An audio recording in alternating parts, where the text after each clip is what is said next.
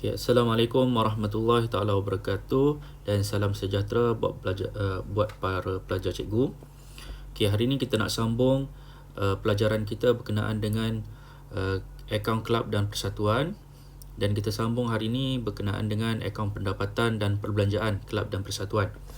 Okay, kita tengok dahulu tujuan penyediaan akaun pendapatan dan perbelanjaan adalah kerana kita nak rekodkan item pendapatan hasil dan item perbelanjaan hasil di dalam akaun pendapatan dan perbelanjaan. Dia disediakan adalah untuk mengira lebihan atau kurangan bagi operasi kelab dan persatuan.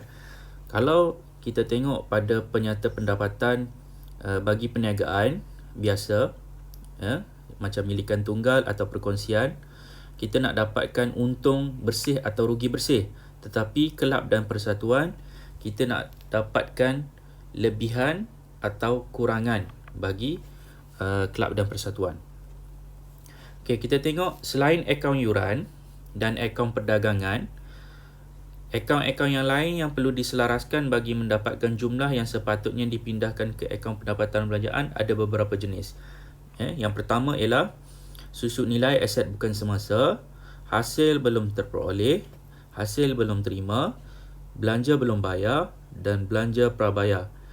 Kesemua-semua ini adalah kita kena buat pelarasan supaya kita dapat amount yang tepat untuk kita masukkan di dalam akaun pendapatan dan perbelanjaan pada tahun tersebut. Maksud lebihan dan kurangan, lebihan bermaksud jumlah pendapatan hasil melebihi jumlah perbelanjaan hasil, manakala kurangan jumlah perbelanjaan hasil melebihi jumlah pendapatan hasil. Okey, kita tengok hasil pula bagi kelab dan persatuan. Hasil bermaksud pendapatan yang diterima atau yang akan diterima oleh kelab dan persatuan. Sumber hasil kelab dan persatuan dikategorikan kepada dua, iaitu pendapatan hasil dan pendapatan modal. Okey, kita tengok pendapatan hasil. Apa maksud pendapatan hasil? Pendapatan yang diterima daripada aktiviti biasa kelab dan persatuan, manakala pendapatan modal adalah daripada aktiviti yang jarang-jarang berlaku di dalam kelab dan persatuan. Maksudnya dalam buku teks kamu ni bukan daripada aktiviti biasa kelab dan persatuan. Maksudnya dia jarang-jarang berlaku. Kita tengok jenis-jenis pendapatan hasil: yuran masuk atau yuran pendaftaran, yuran tahunan, yuran bulanan, yuran pertandingan, kutipan jualan pesta ria, sewa diterima, faedah atas pelaburan, keuntungan perniagaan yang dikendalikan oleh kelab dan persatuan, derma yang bukan bertujuan untuk membiayai suatu projek, penerimaan lain yang tidak dianggap sebagai pendapatan modal. Okey, ini contoh-contoh yang diberi sebagai pendapatan hasil.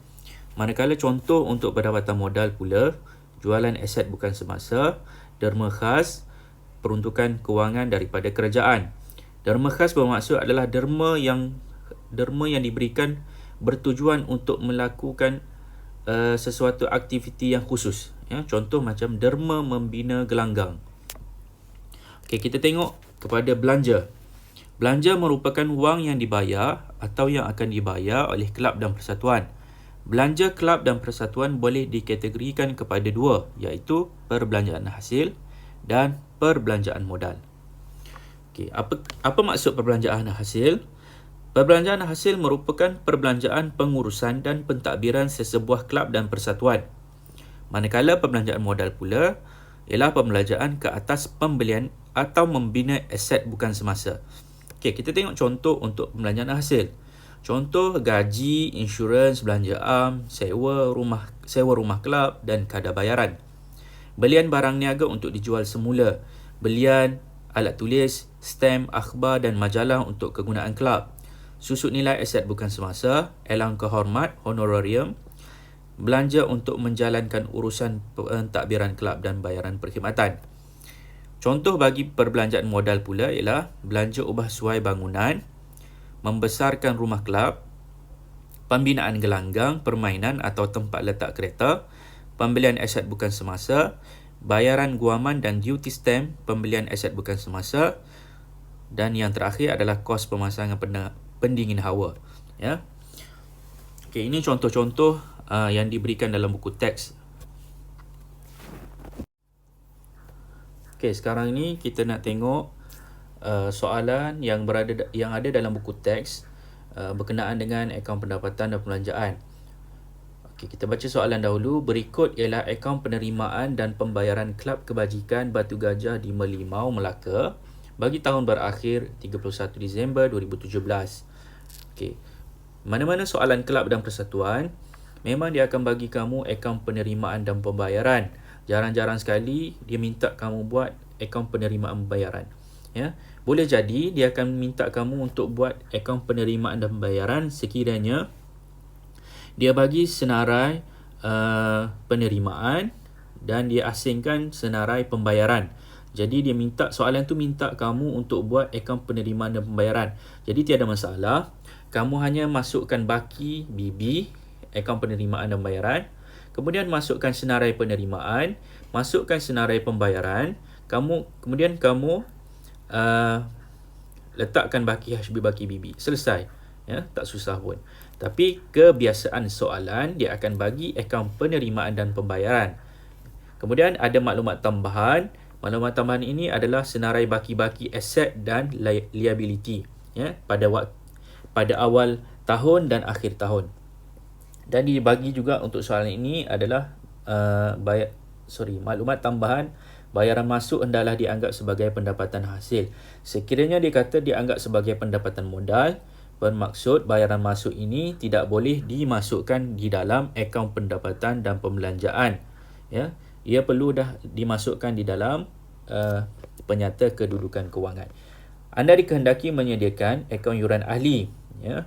Dan yang kedua, akaun pendapatan dan pembelanjaan bagi tahun berakhir 31 Disember 2017 dalam bentuk T dan format penyata. Okey, cikgu prefer untuk kamu buat dalam bentuk ataupun format penyata, tetapi tiada masalah kalau sekiranya kamu terbiasa sudah untuk buat dalam bentuk T.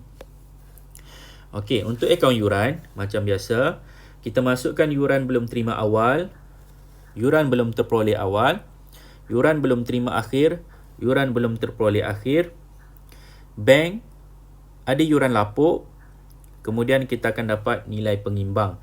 Okey, masukkan dahulu akaun yuran ni untuk dapatkan pendapatan belanjaan, berapakah nilai ataupun yuran sebenar yang pada tahun tersebut. Di sini kita akan ambil yuran belum terima, cikgu dah ajar pada kelas sebelum ni. Okey, tiada masalah. Jadi nilai 13,296 ini kamu akan masukkan ke dalam akaun pendapatan dan pembelanjaan. Ya, di sini. Okey. Kalau dalam bentuk penyata, kita akan masukkan di dalam pendapatan hasil, ya, kolom kedua 13,296. Tiada masalah nak buat dalam bentuk T atau bentuk penyata. Dua-duanya mudah. Bentuk T macam kita buat ledger biasa, cuma perlu diperhatikan pendapatan hasil mestilah berada di sebelah kredit, manakala perbelanjaan hasil berada di sebelah debit. Ya, konsep Ableh. Kemudian kalau bentuk ataupun format penyata, macam kita buat akaun pendapatan milikan tunggal, ya. Cuma bezanya formatnya senang sahaja. Pendapatan hasil, senarai pendapatan hasil kamu jumlahkan di kolom kedua, kemudian tolak dengan perbelanjaan hasil, senarai perbelanjaan hasil jumlahkan, senarainya berada di kolom pertama dan jumlahnya berada di kolom kedua.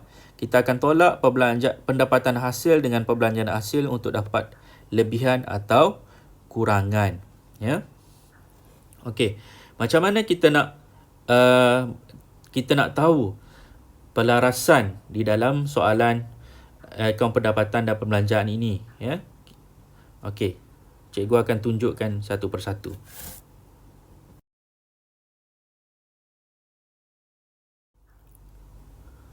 Okey, kita sambung tadi. Macam mana kita nak mengira pelarasan bagi akaun pendapatan dan pembelanjaan.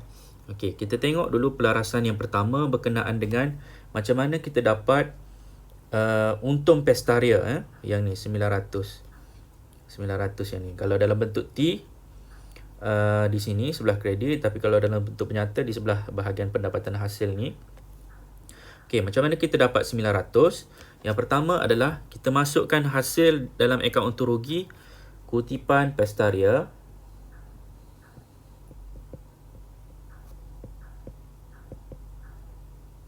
Pestaria 2,300. Kemudian kita masukkan belanja Pestaria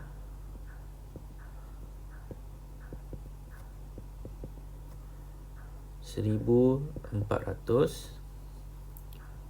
Kita tutup untuk cari nilai pengimbang 2,300. Kita akan dapat PNP, pendapatan dan perbelanjaan. Pendapatan dan perbelanjaan nilainya adalah 900. Sebab itulah 900 ni kita akan masukkan bersilang ke dalam akaun pendapatan dan perbelanjaan di sebelah kredit. Ya. Kalau kamu tak nak keliru, cikgu prefer kamu buat dalam bentuk penyata yang ni. Terus masuk dalam pendapatan hasil, bahagian pendapatan hasil.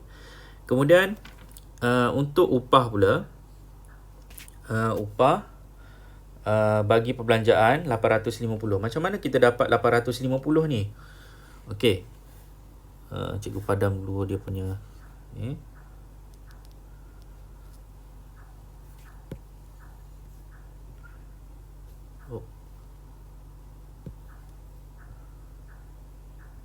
Okey. Untuk upah, kita tengok dekat soalan. Upah dia ada dekat baki-baki ni, ya, dekat baki-baki ni kita tengok ada upah belum bayar. Upah belum bayar adalah liability yang perlu ditanggung, ya. Jadi kalau liability bermaksud baki BB-nya mestilah berada di sebelah kredit, ya. 200. Okey. Nilai semasa bank upah 800. 800 daripada sebelah kredit pergi dalam akaun upah, dia akan berada di sebelah debit. Kita akan tulis apa? Upah di sini. Kita akan tulis bank. Okey. Baki akhir mestilah berada di sebelah kredit, ya. Di sebelah debit, ya. Sebanyak 250. Okey, kita tutup untuk cari nilai pengimbang 1,050, 1,050. Kita akan dapat 850. Kita akan tulis PMP. Kamu akan tulis penuh lah, ya. Cikgu ringkaskan di sini PMP, pendapatan dan perbelanjaan. Sebab tu kita akan transfer 850 ni masuk ke dalam daripada kredit akaun upah, terus masuk PMP dalam pendapatan dan perbelanjaan di sebelah debit, ya. Untuk lebih senang, kita buat dalam bentuk format penyata, terus masuk di bahagian perbelanjaan hasil 850. Manakala akaun surat khabar, akaun surat khabar pun sama. Kita tengok dekat baki-baki, surat khabar belum bayar. Belum bayar bermaksud dia liability. Kalau dia asset, kita akan letak baki BB-nya di sebelah debit, ya. Tapi sekarang ni dia adalah liability, bermaksud baki BB-nya berada di sebelah kredit, ya. Okey. 80. Kita akan masukkan 80. Kemudian baki HB-nya 100. Okey, banknya di mana? Banknya kita tengok surat khabar. Surat khabar dalam penerimaan ke pembayaran? Mestilah pembayaran, ya. 300. Okey. 300 daripada sebelah kredit kita akan bawa ke sebelah debit. Kita akan tulis bank 300. Okey, tutup untuk cari nilai pengimbang. 400 tolak 80, kita akan dapat 320. Kita akan tulis PNP, pendapatan dan perbelanjaan. Okey, 320 kita akan transfer masuk dalam akaun pendapatan dan perbelanjaan. Tengok surat khabar 320, ya. Mungkin nampak sikit padam ni.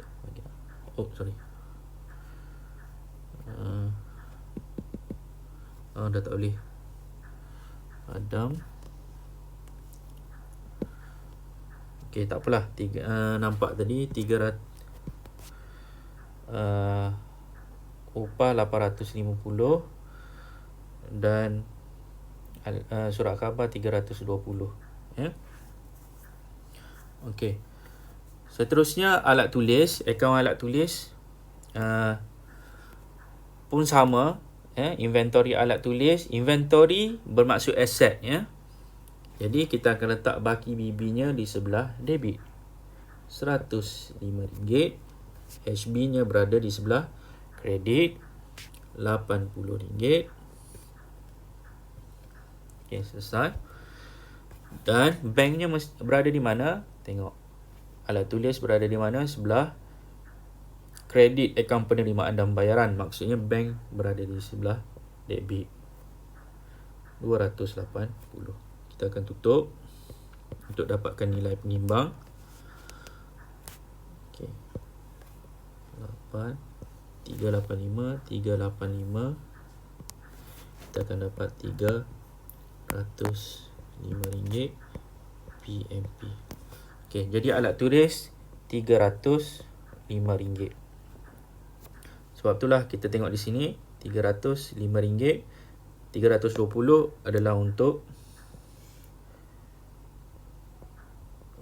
surat khabar. Alat tulis RM305. Okey, yang terakhir pengiraan untuk pelarasan susut nilai perabot.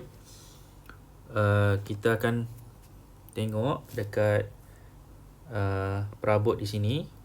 Baki awalnya 2,500 dan baki akhirnya 5,000 dan belian perabot baru adalah 3,200. Okey, sebagaimana yang kamu semua tahu, pengiraan susut nilai kita ada 3 kaedah. Ya, kaedah yang pertama adalah garis lurus, kaedah yang kedua adalah baki berkurangan dan kaedah yang ketiga adalah penilaian semula. Ya, kebiasaan soalan milikan tunggal ataupun perkongsian akan menggunakan kaedah garis lurus atau atas kos dan kaedah baki berkurangan. Tetapi dalam soalan kelab dan persatuan, dia akan gunakan kaedah yang ketiga, iaitu penilaian semula. Okey, macam mana kita buat kaedah yang ketiga ni? Senang sahaja. Ya.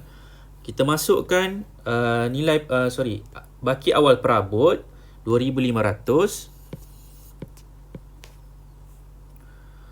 Jadi baki BB-nya di sebelah debit sebab dia aset 2,500. Baki HB-nya berada di sebelah kredit 5,000. Okey. Kemudian kita tengok dekat akaun penerimaan dan pembayaran. Dia ada beli perabot baru sebanyak 3,200. Ya, perabot baru. Jadi kalau dari sini pembayaran bermaksud dia akan masuk dekat debit, akaun susut nilai, perabot, ya, sebelah debit. Bank 3,200. Okey, kita akan jumlahkan. Kita akan buat penilaian semula 5,700 untuk dapat nilai pengimbang, ya. 700 adalah susut nilai yang baru untuk tahun tersebut. Tapi kita akan tulis PMP lah, ya. Dalam kurungan kamu boleh tulislah susut nilai pendapatan dan belanjaan. Jadi kita akan masuk daripada sebelah kredit ini masuk dalam akaun pendapatan dan belanjaan di sebelah debit 700. Dan kalau bentuk penyata kita akan masuk dalam senarai susut nilai perabot ni lah 700. Okey. Jadi macam mana kita nak tahu pelarasan ni ada? Kita tengok sama ada dekat baki-baki. Yuran belum terima, yuran belum teroleh, selesai. Perabot selesai. Inventory selesai. Surat khabar, upah selesai. Ada lagi tak maklumat tambahan yang lain yang perlu kita selesaikan atau buat pelarasan? Okey, dah tiada. Jadi bermaksud hanya 5 pelarasan sahaja yang perlu kita selesaikan. Jadi kalau maklumat tambahan lain, cuba kita tengok maklumat tambahan kedua, bayaran masuk. Okey, bayaran masuk tadi kita dah masukkan ke dalam akaun pendapatan dan belanjaan sebagai pendapatan hasil. Dah selesai. Jadi tiada lagi pelarasan lain. Jadi kalau kamu jumpa soalan lain berkenaan dengan kelab dan persatuan untuk buat akaun pendapatan belanjaan. Macam mana kita nak tahu pelarasan-pelarasan yang perlu kita buat? Kita tengok dekat baki-baki ni dan tengok dekat maklumat tambahan yang lain. Okey, itu sahaja untuk kelas kita hari ini. Cikgu harapkan kamu dapat ambil manfaat daripada pelajaran kita hari ini. Mudah-mudahan kamu dapat buat akaun pendapatan belanjaan untuk kelab dan persatuan ini dengan baik.